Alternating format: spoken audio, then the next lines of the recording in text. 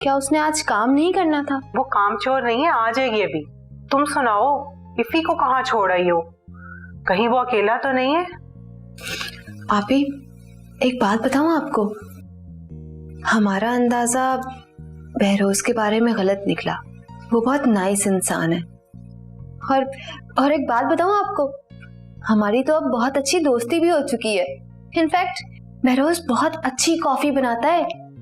अगर मुझे कभी भी आपकी सपोर्ट की जरूरत पड़ी तो आप मेरा साथ दोगी ना? साथ? कैसा साथ? बहरोज ने मुझे कहा है कि तुमने सबसे मुश्किल रुकावट अबूर कर ली है और बाबा साईं भी तुम्हारे गुण गाने लगे हैं। यशमा, हम किसी आजमाइश में ना ही पड़े तो बेहतर है।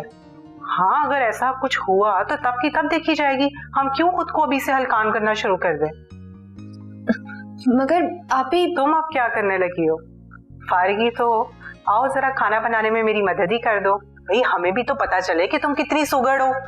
वैसे भी यशमा, सिर्फ बातें करने से पेट वेट नहीं भरता।